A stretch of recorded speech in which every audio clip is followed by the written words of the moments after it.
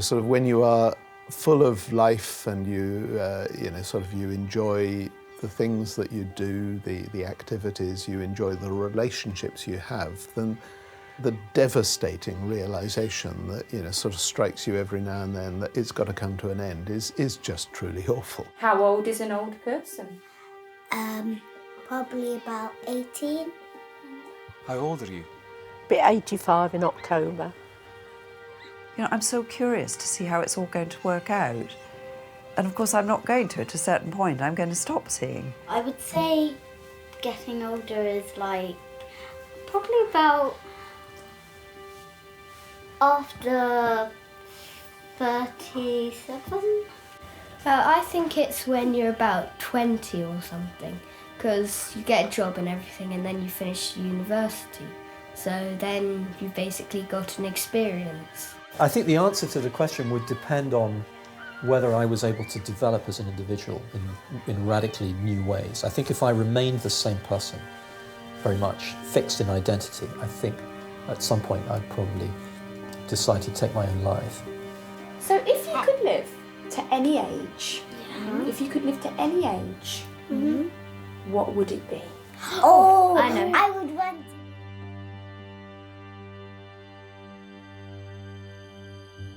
18th of July, I will be 86.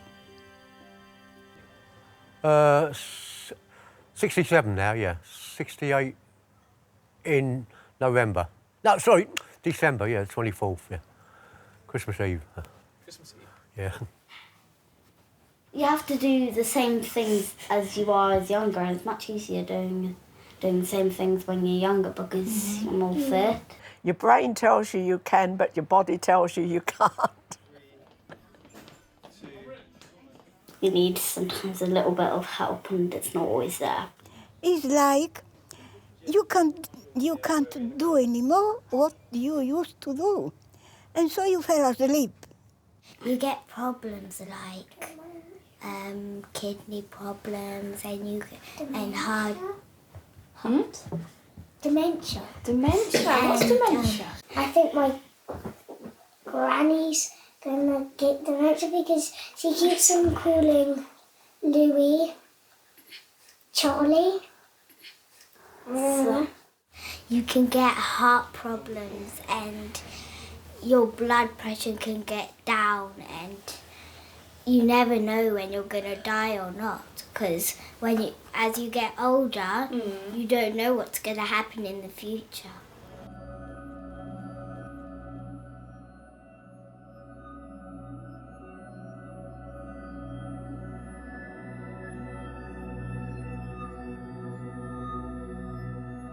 Life expectancy is increasing in the UK today at the rate of 2 years for every decade that passes. That's 5 hours each day. It's the biggest change confronting humanity in the 21st world. It's much bigger than climate change. Make no mistake, this is humanity's greatest success. It's not, as some people would have us believe, sort of an unfortunate experiment in sort of human survival that has gone disastrously wrong. When you hear some people talk about the burden of all these old people around, you would feel that this was something we never wanted to happen. Well, of course we wanted it to happen, because people actually don't like dying.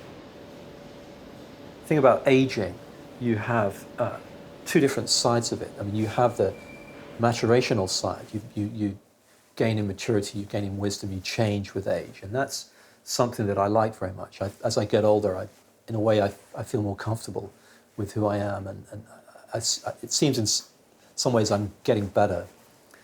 But the other side of aging is the deteriorative side of aging, which is really what we study, in the lab. And I'm really frightened of that.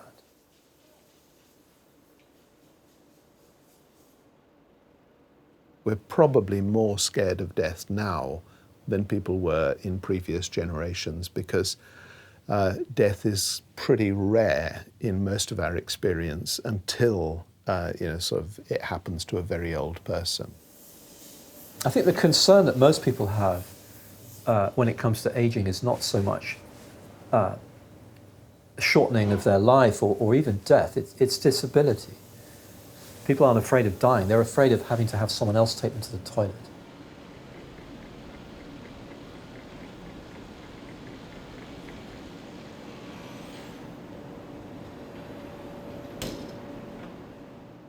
I think as long as I'm still healthy and able to do things, I'm okay, I think, you know. Yeah, but then when I get sick, people have to look after me, you know, because then I'll be a burden to them, yes.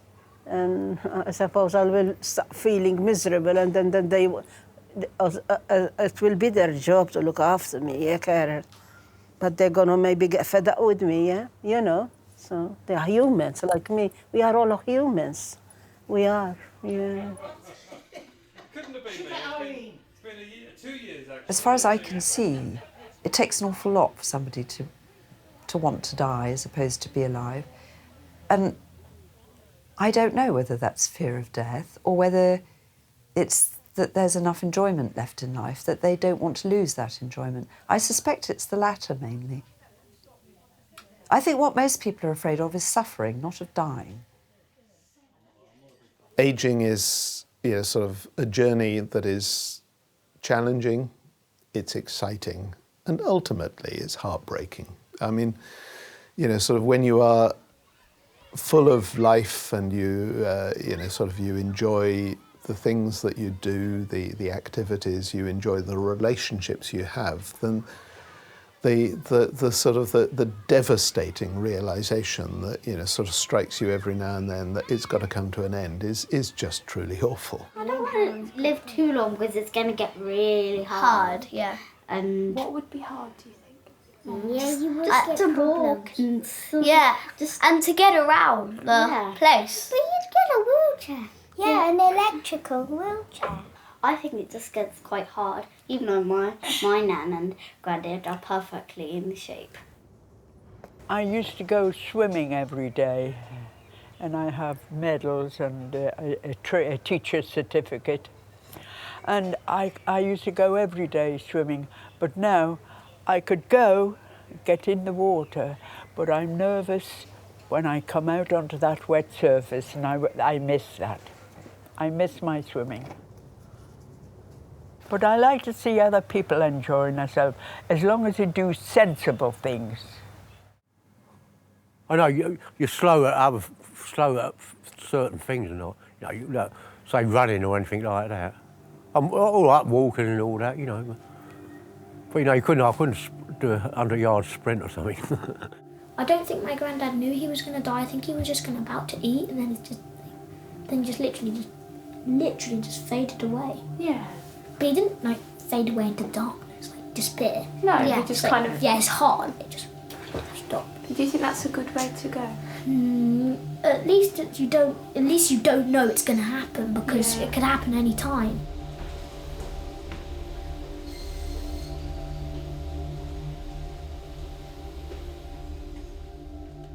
The reason we age and die is just that in our ancestral past, when life was genuinely nasty, brutish and short, and there were many things that would see us off, sort of usually at quite an early age, it was always a much higher priority to grow and to reproduce than to build a body that could last forever. And that tells us that aging is not something that's driven by a clock. Aging results from the gradual accumulation of the damage that affects our cells, tissues and organs as we live our lives.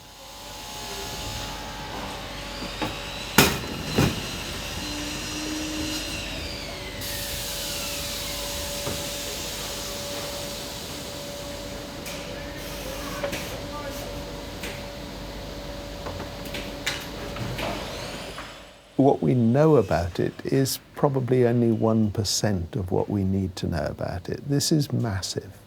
At the moment, in the developed world, the major underlying cause of most of the mortal illness and severe illness is aging. Aging causes cardiovascular disease, it causes heart attacks and strokes and so on. It causes dementias, Alzheimer's disease, Parkinson's disease, cancer.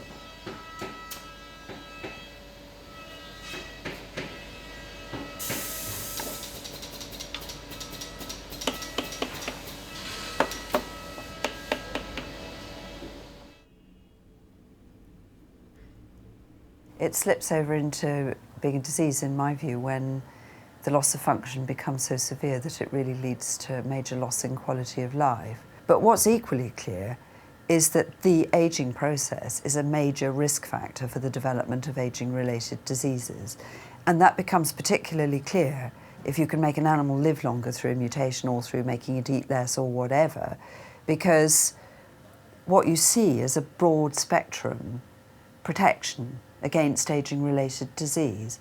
So what that's telling us is that if we can somehow ameliorate the impact of the ageing process, then we're also reducing the impact of ageing-related disease. It's one of the great surprises of recent research on ageing, is that it turns out that ageing is something quite plastic, it's quite malleable. So in the organism that I work on, C. elegans, increases in lifespan of up to tenfold have been achieved, which would, for a human being, be equivalent to an increase in lifespan of more than 1,000 years. The way it works is that if we can find a gene, for example, that controls aging in the worm, we can then say, well, do flies also have this gene? And if so, does it also control aging in flies? If so, then maybe this is a universal aging gene and we can test it in the mouse and see whether it controls mammalian aging.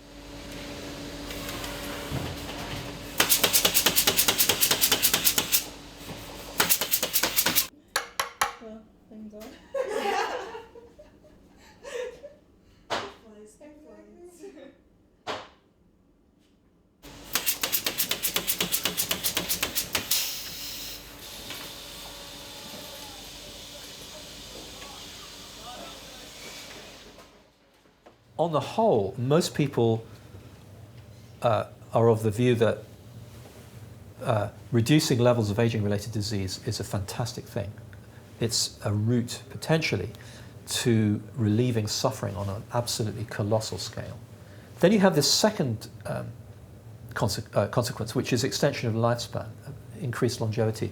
And there, people's views differ enormously. You get people who are very opposed and very concerned about that, people who are sort of in favour, and some people who are almost fanatically enthusiastic about the idea of life extension.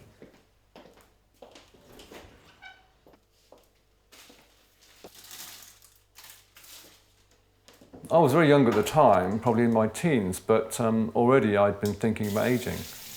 Something in me had just triggered the thought that ageing was a very, very bad thing. I had this vision in my mind that as a child, your function kind of increases, you get more and more capable of over time. And then I realised that when ageing kicks in, that process goes into reverse and you get less and less function over time. It seemed to me a very bad prospect. And I was very interested in science as a child, so I always kind of assumed that science would do something about ageing.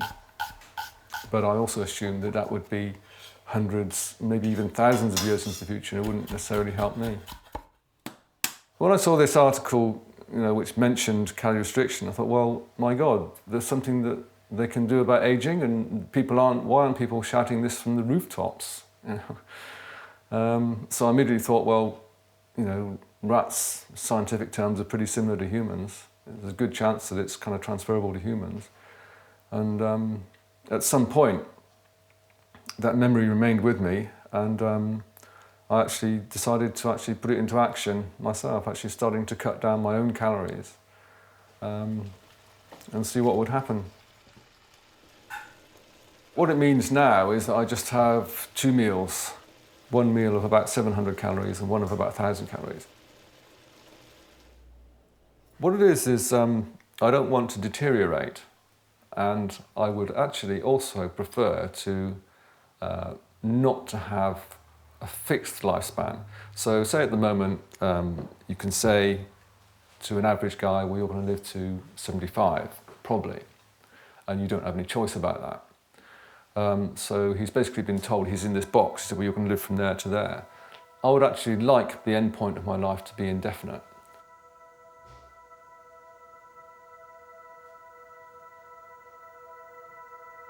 I don't personally see any reason why you wouldn't want to go on forever. But at this stage, I mean, how would I know? There may well be a reason, I just don't know what it is. How old are you? 53. So if you could live to any age, if you could live to any age, what would it be? Oh, I know. I would want to be 1 trillion years old. It's not even a number. Because I want to be the oldest lady in the world. Why? Because I want to live for long. What do you think would happen if you lived to be 1 trillion years old? I think it will be amazing. You don't mean by, well,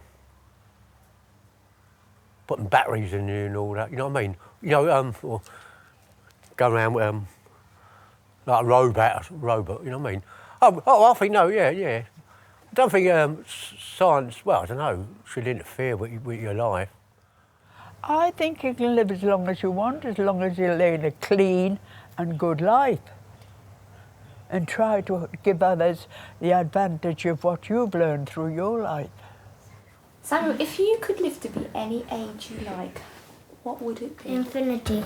Infinity? You would live forever? Yeah. Why would you like to live forever? Because you just know a lot of people. Yeah. Make lots of new friends because you could travel to lots of countries and everything. And meet loads of new animals and everything.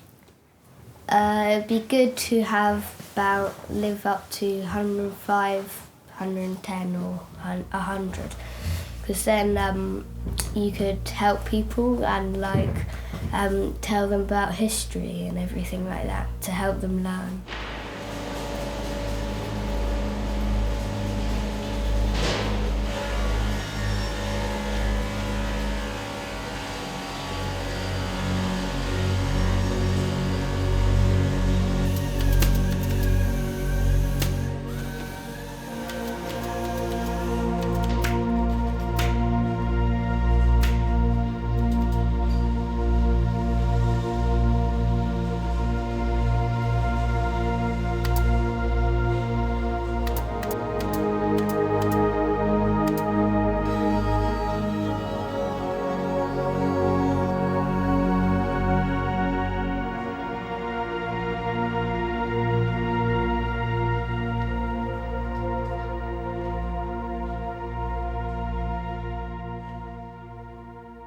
What would be your perfect age?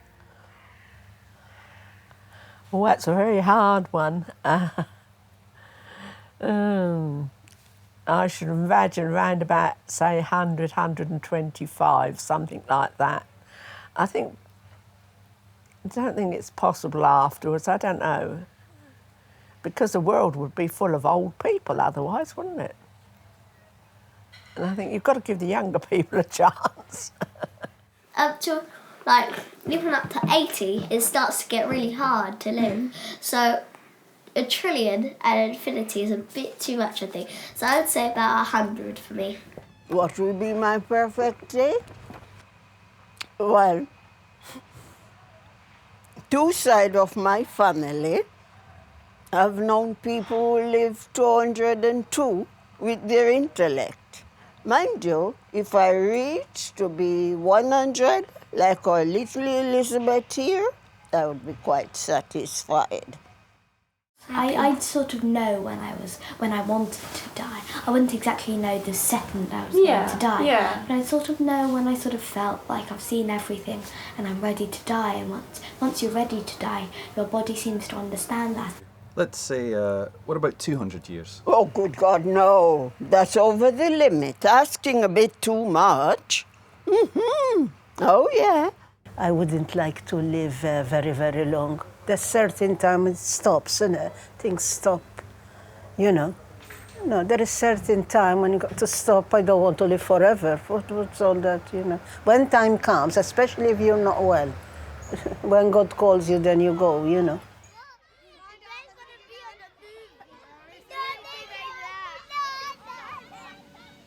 I find it very difficult to put a number to, sort of my preferred lifetime. It depends on, how the journey goes. There are things that I would like to see happen. planted a lot of trees over the last 10 years. I would love to see them grow up. I have children in their middle 20s. I don't have grandchildren yet. There are scientific discoveries I'm really curious about. I will feel very cheated when the end finally comes, because there will be things that I would love to know the answer to that I will not know the answer to. You were saying that you could live forever. How would you fill all of that time you have? What would you do? Probably, when I'm a bit young, I would have like 10, I would play, go to school, when I get older, I'd have an education, go to college, university, get a job. And then when I finish my job, I'll probably just act normal, really.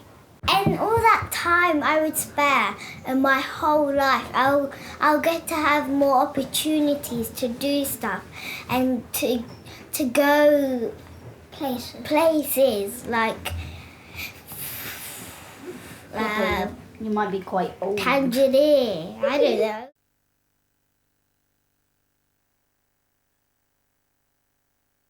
If it was clear that I had, say, a doubling of my life expectancy, I would have to think in terms of radical changes. I mean, I think at the moment I would guess that, I'll continue doing research for the next 15 years and then retire. Then I'll have a sort of period of retirement. And I'll stay with my wife, until the end. But I think if I had another 100 years, then I would be very seriously thinking about the length of my career and when I would make a complete change. Maybe go back to university, retrain as something completely different. Whether my marriage would last for another 100 years, I actually rather doubt. And from either end, I think. I'm not sure that marriage would make sense over such a long period. And who knows, I might fall in love at 108, sort of with some amazing person and really want to live on to 200. These are things that you cannot forecast. I always think the terrible thing about having to die at some point, or one of the terrible things about having to die at some point, is that I'm so curious to see how it's all going to work out. And of course I'm not going to at a certain point. I'm going to stop seeing how the world changes and what big events happen, what new discoveries are made. I'll never know. And I think one of the nice things about living a bit longer is one would just see a bit further into what actually happened, how the story unfolded.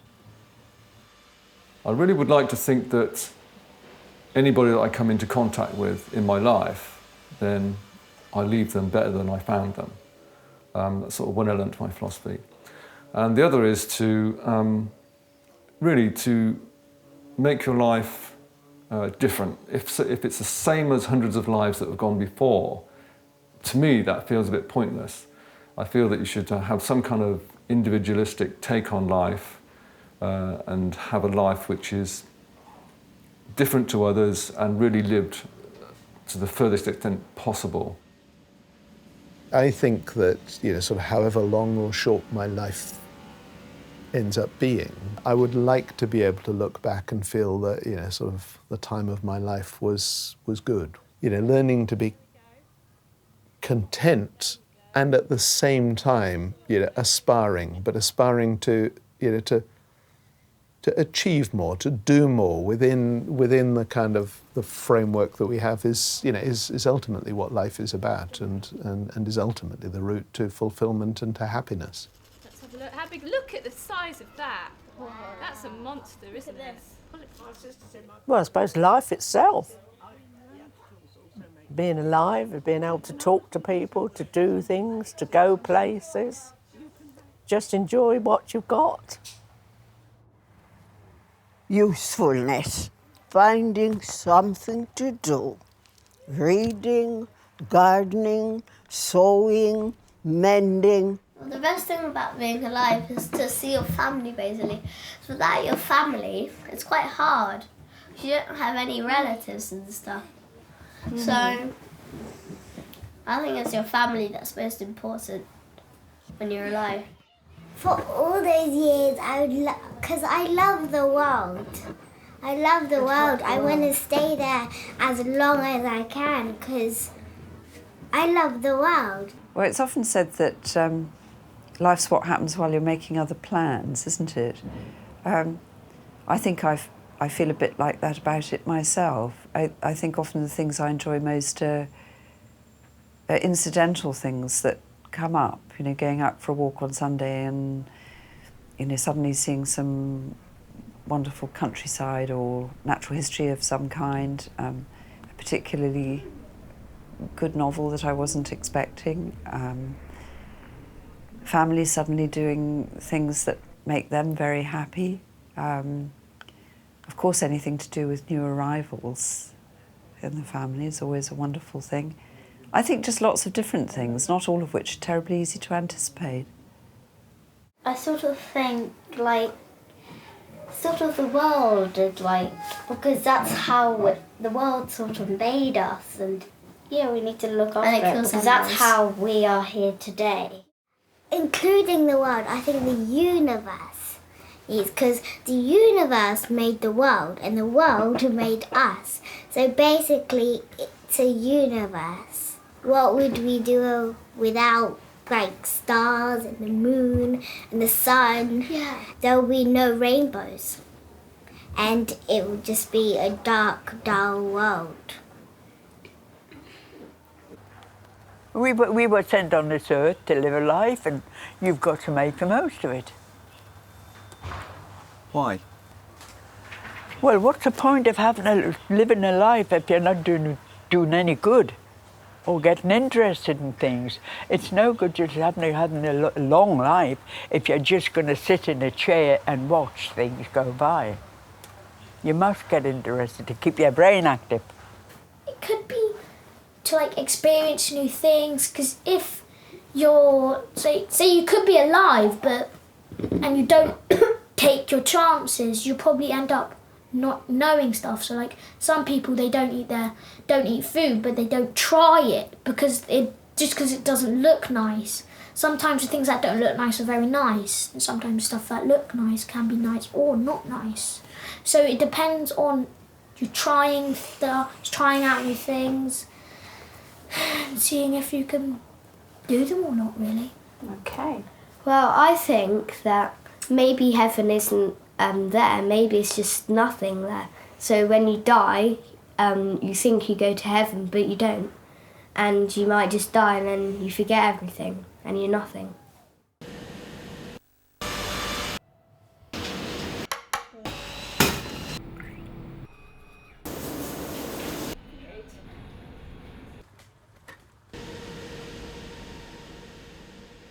So what's the most important thing about being alive then? Is it realising that? Yeah.